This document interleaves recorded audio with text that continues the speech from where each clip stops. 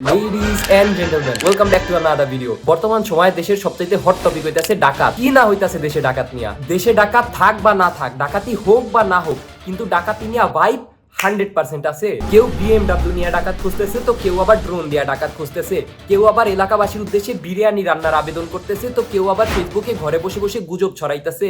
আগে ছোটবেলায় আমাদের দাদা দাদি নানা নানির কাছে গ্রামে গ্রামে ডাকাত পড়ার কত ঘটনা শুনছি, এখন আবার তা নিজের চোখেও দেখা লাগতেছে, তাও আবার 2024 সালে আইসা, তাও আবার ঢাকা আর খুলনার মতো বড় বড় শহরে। সোজা কথায় বলতে গেলে বাংলাদেশে ডাকাত নিয়ে পুরো একটা উৎসব মুখর পরিবেশ তৈরি হয়ে গেছে। আমিও চাইছিলাম এই উৎসবে যোগ দিতে, কিন্তু সমস্যা হলো আমি আমার এই চেহারা নিয়ে যদি রাত্রিবেলা ডাকাত ধরতে বেরোই, তাহলে উল্টা আমার এই ডাকাত ভাইবা ডাকাতি করে দেবে। অর্থাৎ দেশে ডাকাত নিয়ে সবকিছু হইতাছে, শুধু ডাকাতিটাই হইতাছে না। দেশে এখন ডাকাতের চাইতে ডাকাত ধরার পাবলিকের সংখ্যা বেশি হয়ে গেছে, যে কারণে ডাকাতরা এখন নিজেরাই নিরাপত্তাহীনতায় ভুগতেছে। বাংলাদেশ সরকারের এখন উচিত ডাকাতের নিরাপত্তাই আগে নিশ্চিত করা। প্রে করতেছি যাতে ডাকাত আমাদের এলাকায় আসে, এটা আমাদের একটা ইচ্ছা। অনেকদিন হইছে ডাকাত টাকাত ধরি না, কালকে রাত্রের থেকেও ট্রাই করতেছি, আজকে রাত্রেও আসি। We really pray and hope যাতে একটা ডাকাত আমরা ধরতে পারি। দোয়া করবেন আমাদের জন্য। ডাকাত ভাইদের জন্য আমার ছোট্ট একটা সাজেশন, ডাকাতি যদি করতেই চান তাহলে ভোর 7টার পরে করিয়েন, কারণ ওই সময় জেনজিরা ঘুমায় থাকে। আল্লাহর কাছে হাজার হাজার শুকরিয়া যে আমি বাংলাদেশের মতো একটা দেশে জন্মাইছি।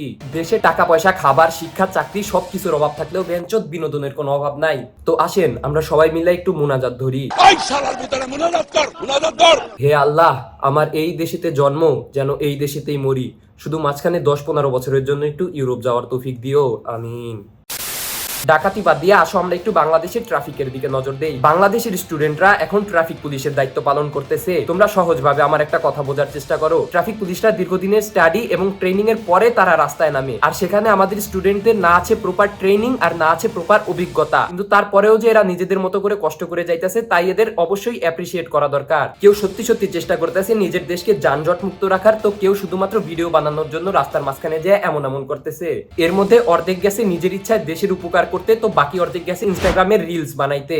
বন্ধু, এমন ভাবে আমার ভিডিও করবি যেন মনে হয় সালা আমি ট্রাফিক পুলিশ, এমন ভাবে ক্যান্ডিড নিবি যেন মনে হয় আমি জানি না ক্যামেরা চলতেছে। আর সত্যি কথা বলতে আজকে সকালবেলা যখন আমি বাসা থেকে বেরোইছি, আসলেই রাস্তাঘাটে একটু ক্যাওস হইতেছিল। রাস্তার এক জায়গায় দেখা যাইতেছে 4-5 জন ট্রাফিক মেম্বার, কেউ বলতেছে সামনে যান, তো কেউ বলতেছে দাঁড়ান, কেউ বলতেছে ডান দিয়া ঢুকেন, তো কেউ বলতেছে বাম দিক দিয়া। এক আপু তো দেখলাম রাস্তায় শাড়ি পরে নেমে গেছে। এতে আমি মনে করি রাস্তার পোলাপান আপুকে দেখতে যে আরো বেশি অ্যাক্সিডেন্ট করবে। পোলাপান ট্রাফিক রুল ফলো করবে নাকি আপুকে ইনস্টাগ্রামে ফলো করবে, সেটা হলো এখন মেইন চিন্তার বিষয়। আর বিশ্বাস করেন, এমন ট্রাফিক পুলিশ রাস্তায় থাকলে বাল আমি রিক্সা চালাইতেও রাজি আছি। এর মাঝখানে আবার কিছু চুদির ভাই বোনরা ফেসবুকে আলগা পিরিত দেখায় কান্দাকাটি শুরু করে দিছে। এ কেমন স্বাধীনতা, এমন স্বাধীনতা চাইনি, স্বাধীন আর হইলাম কই, অনেকবার স্বাধীন হইলাম কিন্তু স্বাধীনতা পাইলাম না।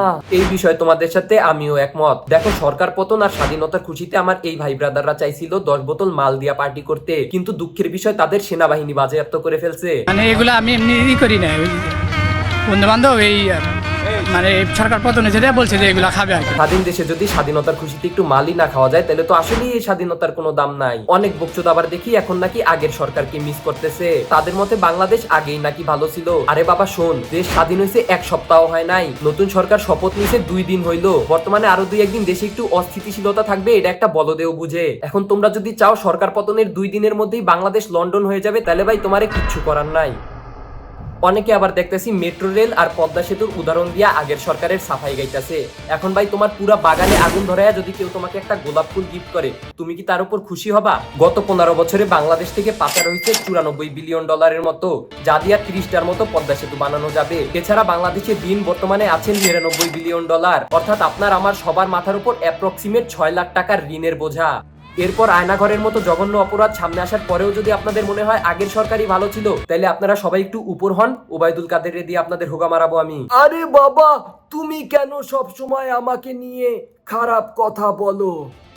ও আচ্ছা, ওবায়দুল কাদের আর মমতাজের কথা শুনে মনে পড়লো, জীবনে কোনোদিন স্কুলের ধারে কাছে গেছে কিনা এমন মানুষদেরকে আপনারা এতদিন মন্ত্রী হিসাবে গ্রহণ করছেন এবং সম্মান করছেন, আর আপনারা কোনোদিন এর বিরুদ্ধে কোনো কথাও বলেন নাই। আর আজকে যখন ঢাকা বিশ্ববিদ্যালয় থেকে গ্রাজুয়েটেড 24 বছরের একটা ছেলে উপদেষ্টা হয়েছে, তখন আপনাদের চুলকানি বাইরে গেছে। আপনাদের যেখানে যেখানে চুলকানি হইতেছে সেখানে সকাল বিকাল 2 বেলা জনি সিনসের মলম দিয়া মালিশ করা দরকার। যাই হোক, আজকে অনেক বেশি কথা বলে ফেলছি। ভালো লাগলে লাইক করতে পারো আর আমার পেজটাকেও ফলো করতে পারো।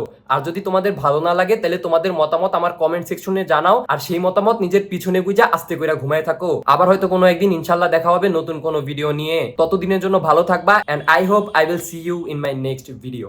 Bye.